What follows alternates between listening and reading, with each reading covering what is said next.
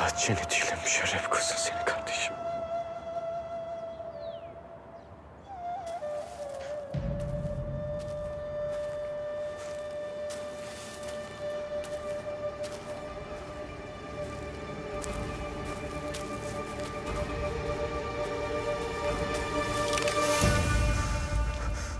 Ne işin var mezarımda?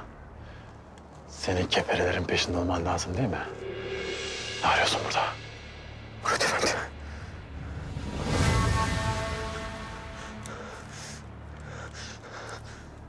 Murat Efendi sen. Benim kardeşim, benim.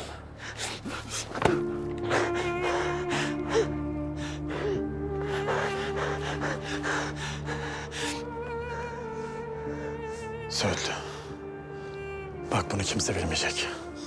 Sakın ola ağzından kaçırmayasın. Yok Murat Efendi. Tövbe. Sen ölmedin ya. Artık sen ne dersin? Öldüm kardeşim, öldüm. Adım da Meyit. Bunu yalnız seni bilmeye ruhsatım var. Nasıl oldu bu iş? Allah aşkına gözümle gördüm. Astılar seni Murat Efendi. Anlatırım kardeşim. Daha sonra uzun uzun anlatırım. Sırrını da paylaşırım seninle. Şimdi daha mühim meselelerimiz var. Söğütlü. Vladimir'i öldürdüm.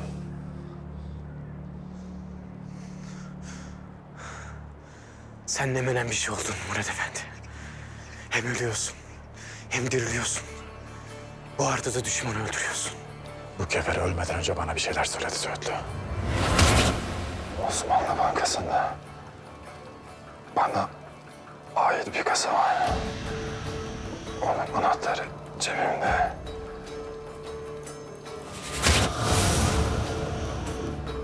Kasada ne olduğunu öğrenmemiz lazım Söğütlü. Dikkatli ol. Tuzak olabilir. Sen de dikkatli ol. Meyit Efendi.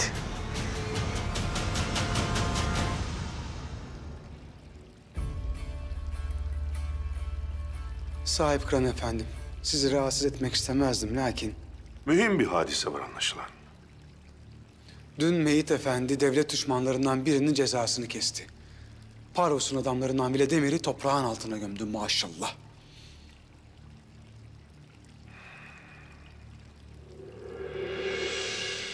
Ben sevineceğinizi düşünmüştüm. Biz küfür içinde bir ölüme sevinmeyiz paşa. Düşmanımızı doğru yola çeviremediğimize üzülürüz. Lakin son çare ölümse... devlet düşmanlarına haddini bildirenlere de ellerine sağlık deriz. Dün Parvus Efendiciğimi ziyarete gittim hünkârım.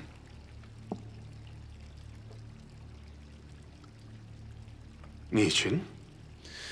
Bu Parvus nam düşman bize kafayı takmış. Peşimize de Vladimir'i salmış. Neden? Zannımca bu heroin meselesinin üstüne gittiğimiz için Sahip Kıran efendim. Sanmam.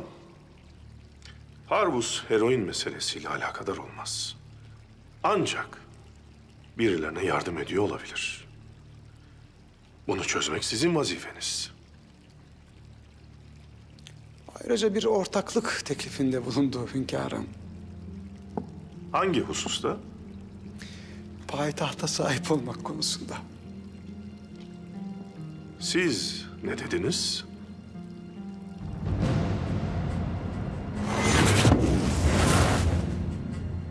Payitaht senin ve benim olsun. Adınız neydi sevgilim? Alexander Parvus, sevgilim. Alexander. Ben payitahtı itten, kopuktan, serseriden, hırsızlardan temizlerken sizin adınızı evet hiç duymadım. Payitaht benim karım gibi.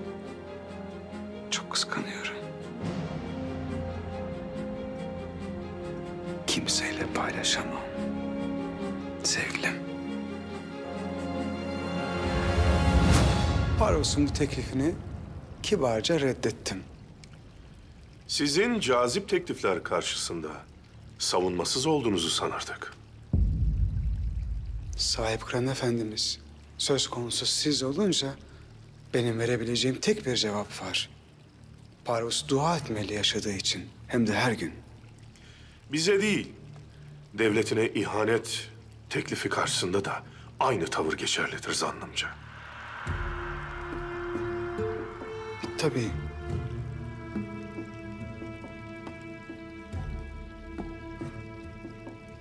Peki. Bu heroin meselesinde yol kat edebildik mi? Ne yazık ki. O meselede bir ip yakaladık paşa.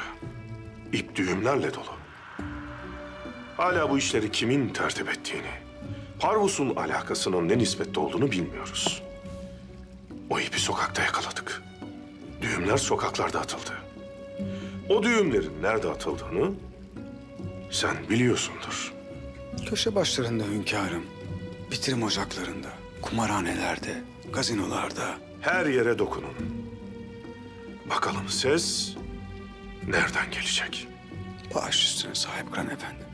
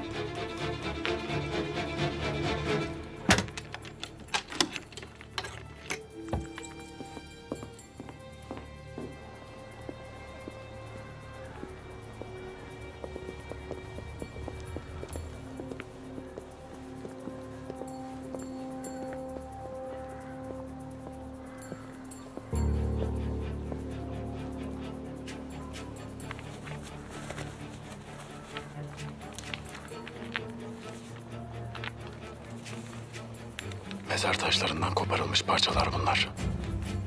Mezar mı istiyor senden?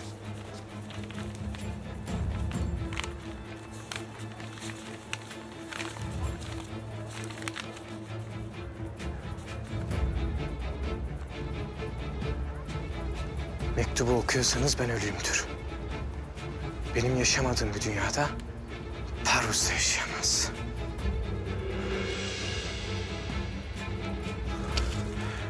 Kardeşim, bunlar Parvus'un işini bitirir. Çoğu defa bu adamı sıkıştırdık. Ama bu sefer kendi gölgesi karanlığı olacak. Sen hemen şimdi bunları hünkârımıza götür. Vakit kaybetme. Hadi.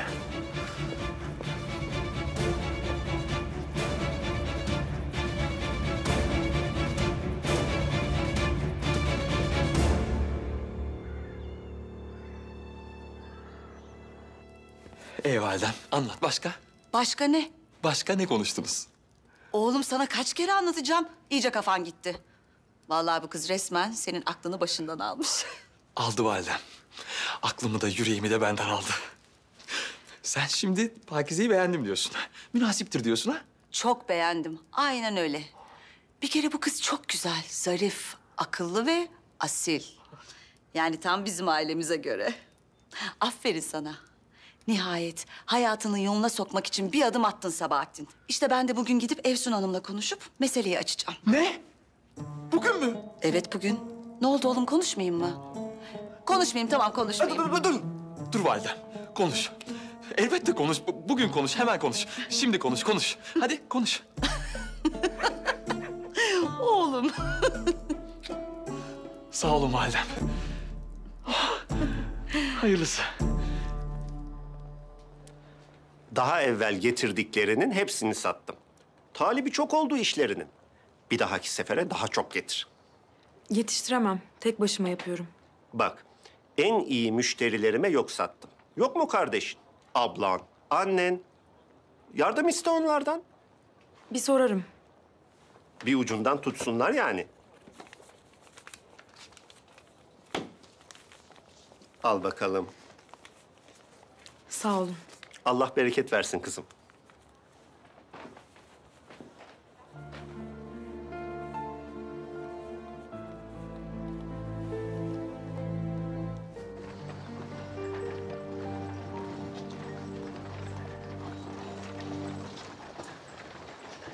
Abla, paramızı aldım. Zengin olacağız desene.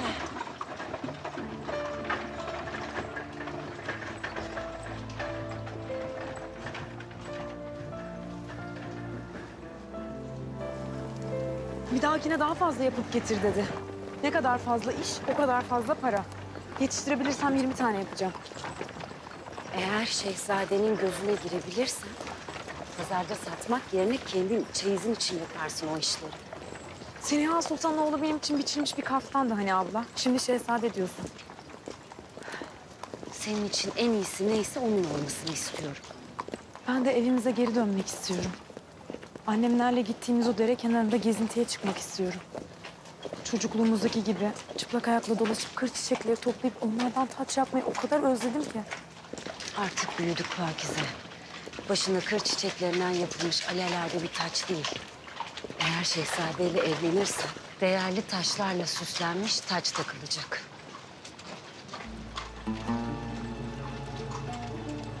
Halamın broşu. Ben sadece daha evvelden bizim olan şeylerin tekrar bizim olmasını istiyorum.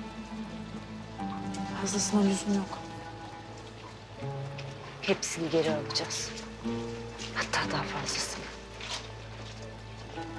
Göreceksin.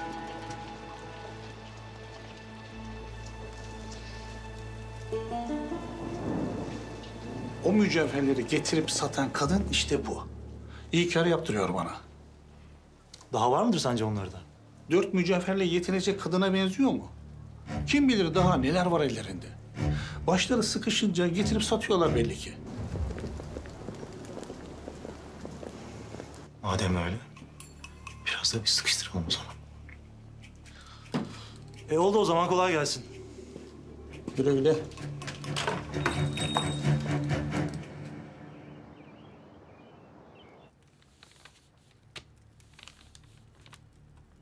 Parvus Bulgar topraklarında bir şeyler tertipliyor. Hünkârım, Bulgar prensi size sadıktır. Nihayetinde bütün salayetlerini sizden alıyor. Bunun idareyle alakalı olacağını sanmam. Prens Ferdinand bize değil, gücümüze sadıktır. Yunan Harbi'nden dersler çıkardı. Lakin dediğiniz gibi, idareyle alakalı değil, halkla alakalı. Ama ne?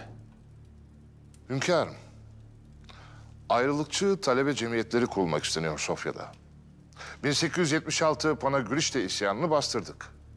O vakitten beri Bulgarlar baş kaldıramadı. Lakin yeni yeni hareketlenme istihbaratları geliyor. Daha o vakitlerde bile bizim isyanı bastırmak için zulüm işlediğimize dair Charles Darwin, Victor Hugo, Oscar Wilde, Giuseppe Garibaldi yalan haberler yazıp dünyayı ayağa kaldırmaya çalışmıştı. Şimdi tekrar bir isyan olmaması için tedbirler almalıyız. Bulgar topraklarını bizden koparmak Rusların emeli. Parvus bunu biliyor ve oyununu kuracak. Lakin nereden ve nasıl saldıracak?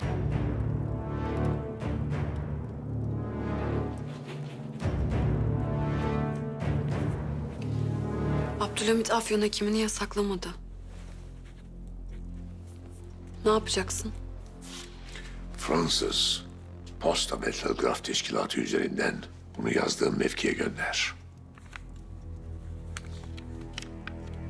Abdülhamit'in hamlesine düğünle mi cevap veriyorsun? Evet, Bulgar topraklarında kanlı düğün yapacağız. Devlete bu küçük pusulalarla darbe vurulabiliyor olmasına şaşıyorum. Daha büyüklerini denedik. Abdülhamid'in paşasını satın aldık. Yenildik. Ama şimdi elinde tuttuğum pusulayla büyük ve kanlı bir düğünün emrini vereceğiz. Abdülhamid ancak kan meydana çıktığında haberdar olacak.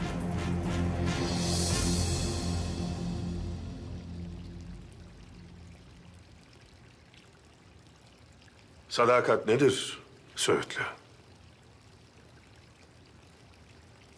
Anamdan emdiğim süttür hünkârım. O sütün damarlarımda kan oluşu. O kan akıp bitene kadar da benim üzerine yemin ettiğimdir sadakat hünkârım. İşte bunu bildiğim için bu odadasın. Bir de yüzündeki bu mahcubiyet de sadakate dahildir evladım.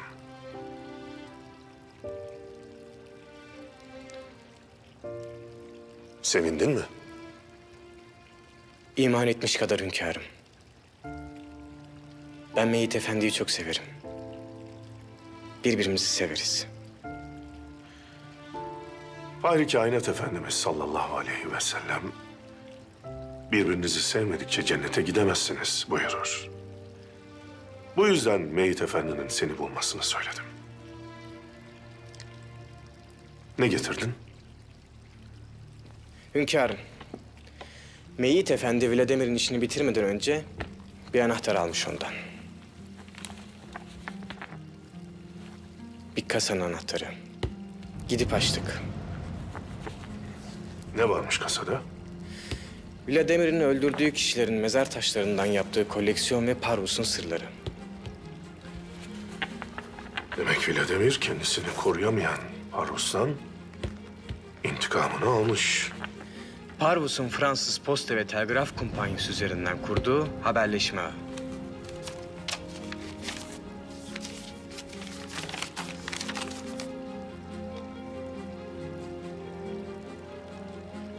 Balkanlarda, Arap coğrafyasında ve Kafkaslar'da. Bu harita çok mühim evladım. Aferin sana.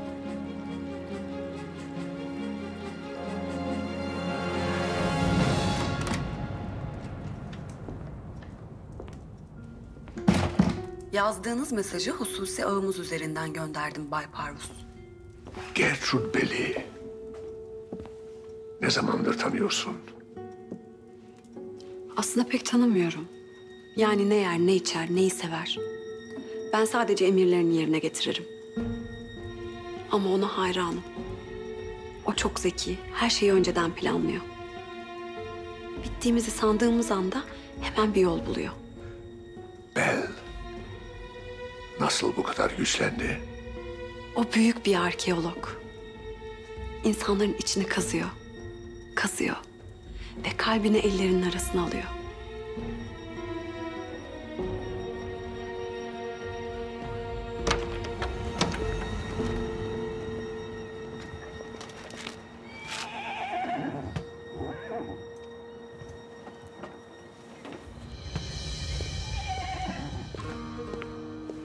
Hatice.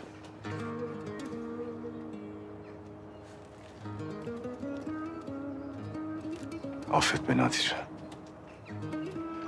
Ben hayatım boyunca hep aklımı dinledim. Yüreğimi değil. Ve bundan da hiçbir zaman pişman olmadım. Lakin bugün yüreğim defalarca Hatice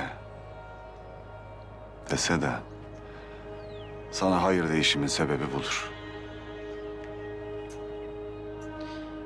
Ama bu defa pişman olacaksın.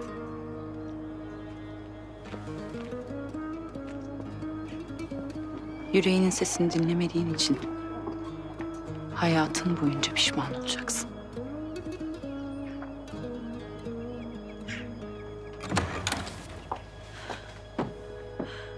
Hatice, Kemalettin.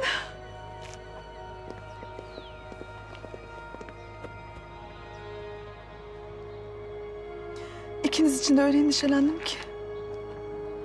Endişelenme, ben iyiyim. Lakin Kemalettin Paşa iyileşse de yarasının izi kalacaktır.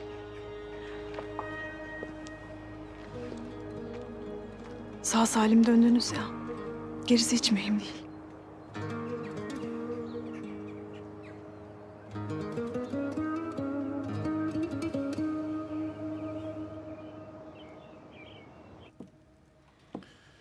İzzet Paşa süresiz sürgüne gönderilmiştir. Hırslarının peşinden gidersin. İstersin ki paraya, güce, şöhrete, dünyalık şeylere kavuşayım. Bunların peşinden giderken şerefini arkada bırakırsın. Çünkü bunları hak etmeden almak için ihanet edersin. Şunu unutmayınız ki İhanet yoluna girenler ömür boyu zindanda akşamlar. İzzet Paşa da cezasını çekecek. İnşallah. Paşayı bu işe sevk edenler istediler ki biz Bulgar köylülerinin ekip biçmesine mani olalım, onları aç bırakalım. Neticede de haklı bir isyan hareketine başlasınlar. Mahmut Paşa'mız sağ olsun buna mani oldular. Estağfurullah. Vazifemiz hünkârım, vazifemiz. Paşalarımız da şunu bilsinler ki her kim ki yanlış yola girerse karşısında Mahmut Paşa'mızı bulacaktır. Evelallah.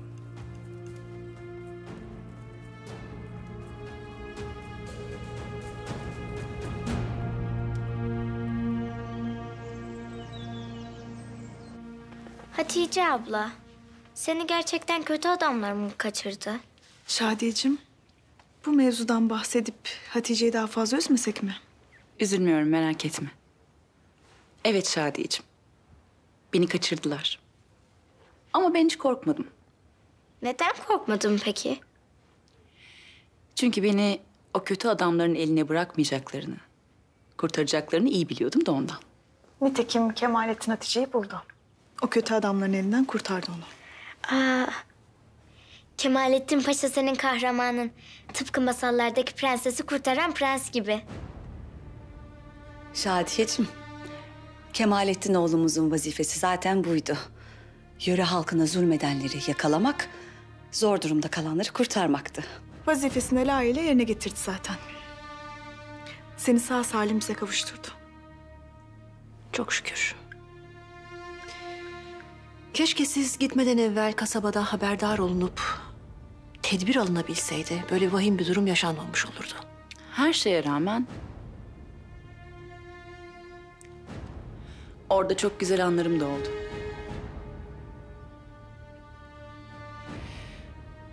Bu vazife sayesinde eşim Vasfi Paşa'yla birbirimize daha yakından tanıma fırsatımız oldu. Anladım ki onunla evlenmek çok doğru bir karar olmuş. Bunun için size ayrıca teşekkür borçluyum Bidar Sultan. Ne demek? Sizin mutluluğunuz benim için en büyük teşekkür.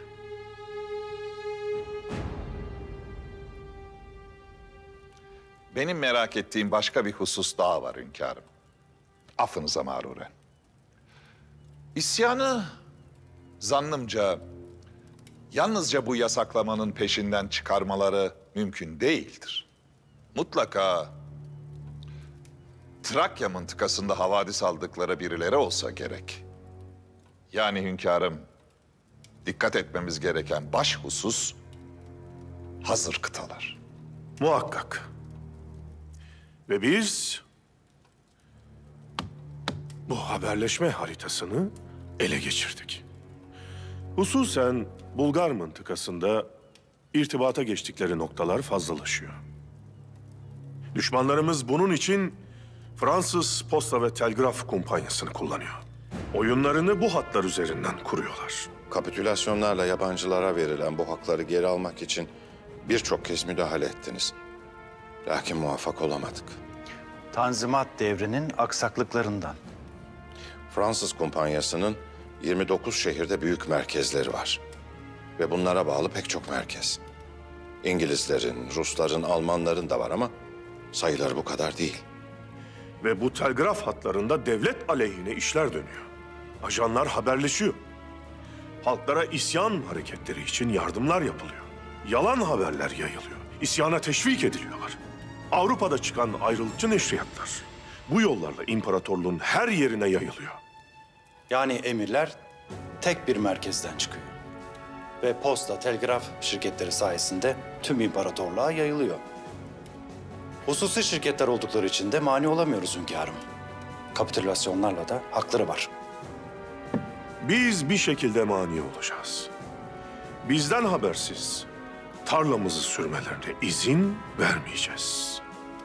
Ne yapacağız hünkârım? Bir heyet tertip edeceğiz paşa.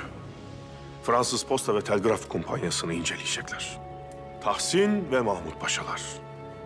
Bu işle memursunuz. Emredersiniz hünkârım. Emredersiniz hünkâr. Bakalım ne bulacağız?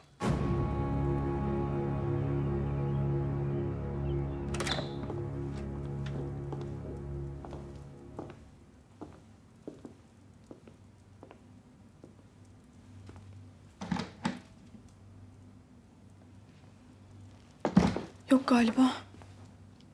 Gelmemiş hala. Saatlerdir ortada yok. Yine kim bilir nereye gitti.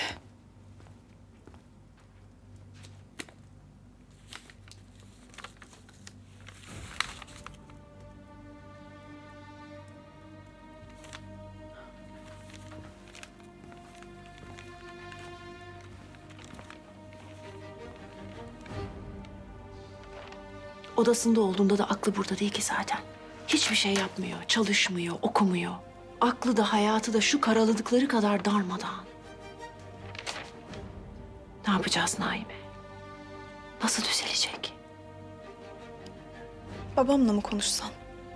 Baban Abdülkadir için elinden geleni yaptı zaten. Defalarca konuştu, yüreklendirdi, vazife vermek istedi. Lakin Abdülkadir her seferinde onu da sükûte hayale uğrattı. Baban Abdülkadir için daha ne yapabilir ki? Haklısın. Peki ama nasıl düzelecek Abdülkadir'in vaziyeti? Baksana kimle, nerede haberimiz yok. Bilmiyorum. Her neredeyse inşallah kötü bir şey yapmıyordur.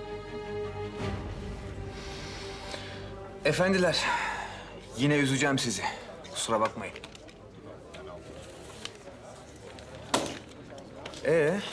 Devam mı? Yoksa eve gitme zamanınız mı geldi?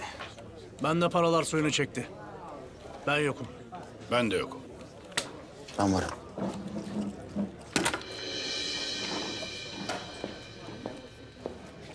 Yeter bu kadar. Senin ne işin var burada? Sana müjde vermeye geldim.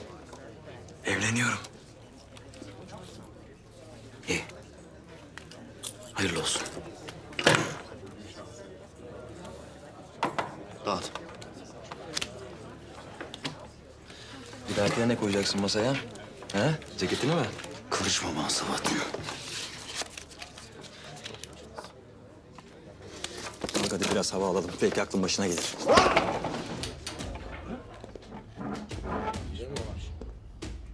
Senin şu halini görünce hakkında söylenenlere inanasım geliyor.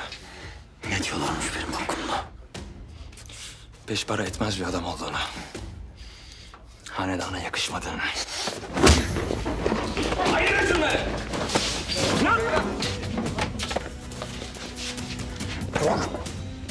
Derdiniz nedir efendiler? Babana dua et. Yok!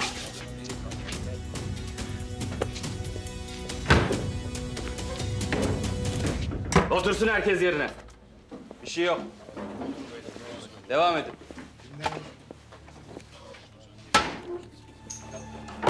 Dağıt.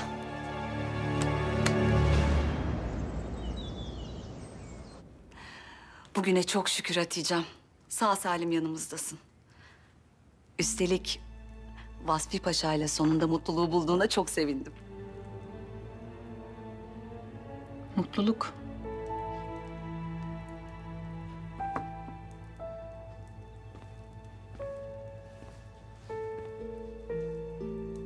Mutluluk bana çok uzak hala.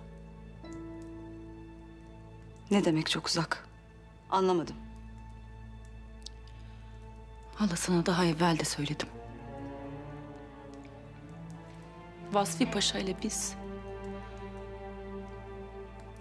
asla karı koca olmadık.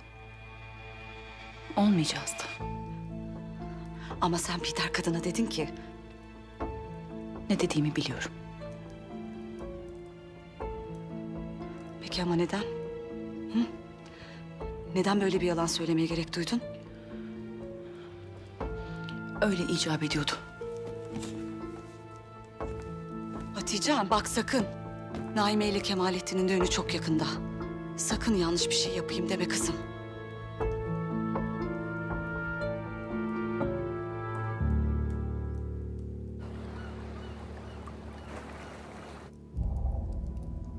Bu heroin meselesinde yol kat edebildik mi? Ne yazık ki. O meselede bir ip yakaladık paşa. İp düğümlerle dolu. O düğümlerin nerede atıldığını sen biliyorsundur. Köşe başlarında hünkârım. Bitirim ocaklarında, kumarhanelerde, gazinolarda. Her yere dokunun. Bakalım ses nereden gelecek?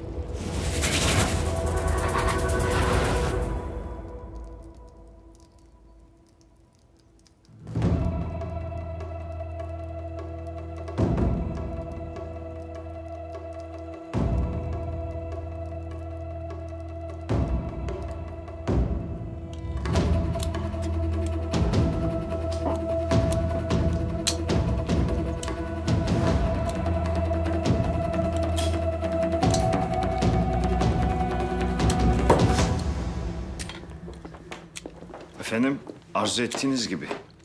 Komutan.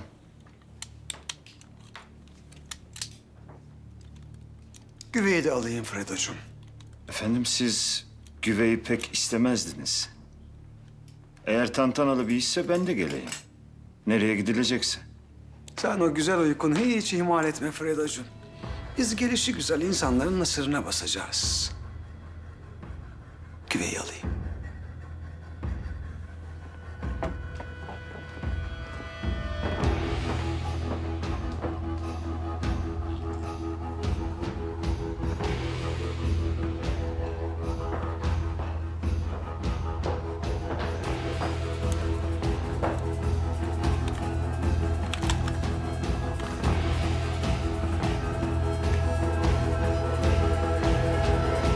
Evet can efşanlarım.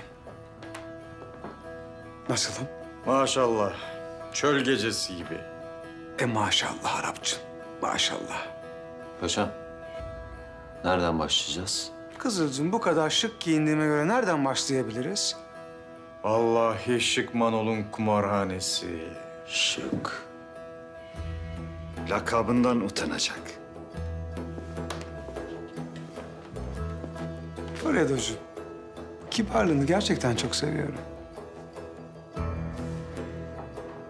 Bu gece şık Manol, zingilli ziyaret.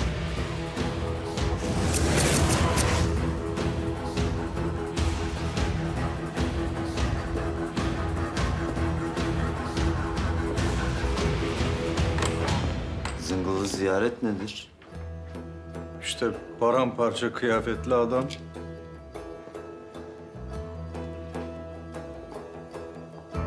Fredo, makas.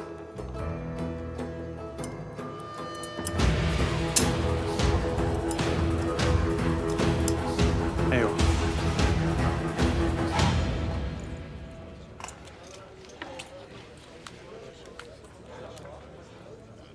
Bahtına küs. Bugün yaver gitmedi.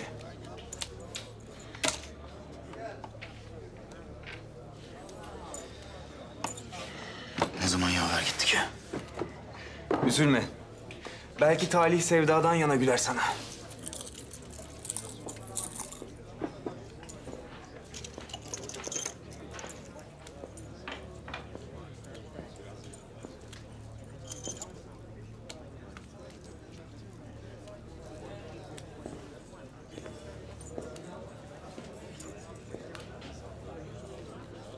Sen bugün oynamıyor musun?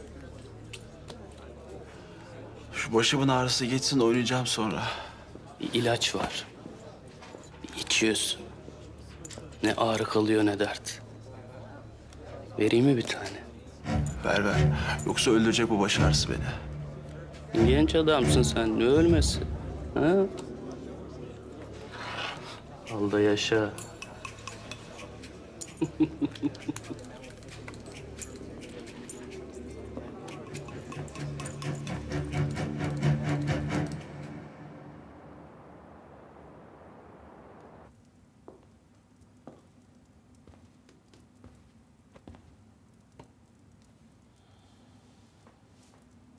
Neredesin Abdülkadir?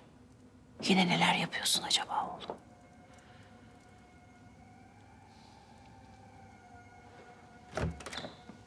Abdülkadir.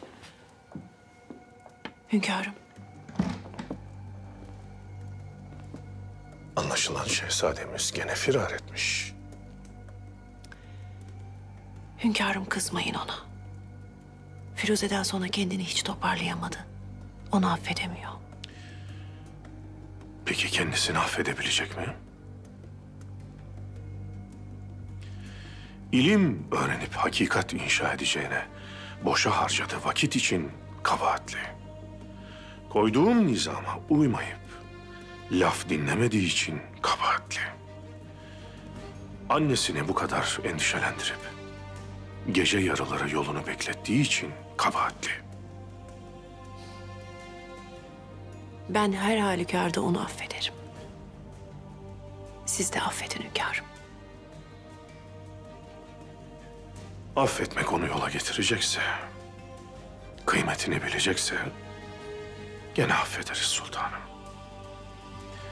Lakin görünen o ki Abdülkadir Efendi için başka türlü bir tedrisat lazım.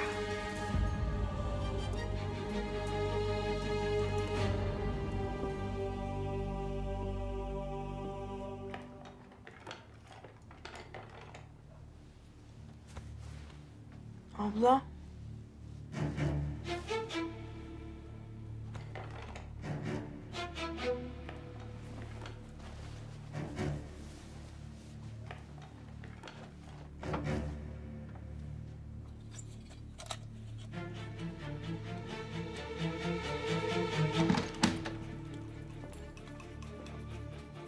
Abla.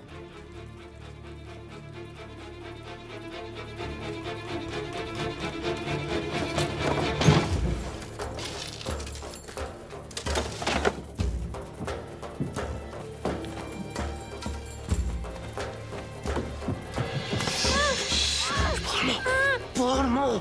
Kes sesini kes. Bak, sana zarar vermeyeceğim tamam. Bağırma, bağırma! Bırak onu! Dur! Dur! Ateş etme. Kimseye zarar gelmesin. Bırak dedim sana, çabuk bırak onu! Ateş etme, dur. Bırakacağım. Bırakacağım! Bırak! Ateş etme! Ateş etme! Kimseye zarar gelmesin. Bak, kızı da bırakıyorum. Bırakıyorum bak.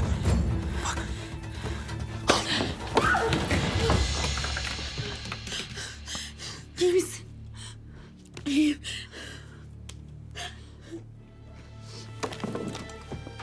Abla! Abla!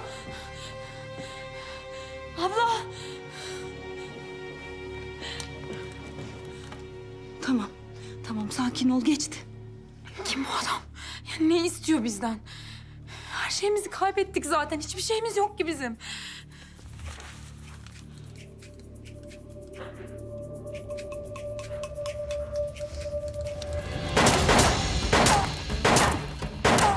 Abla, abla kime ateş ediyorsun? Hırsıza ateş ediyorum. Her şeyimizi çaldı. Hiçbir şeyimizi çalmadı. Bıraktı her şeyimizi buraya. Her şeyimizi çaldı. Evimizden getirdiğimiz değerli eşyalarımızı, buradan aldığımız her şeyimizi çaldı. Abla ne planlıyorsun?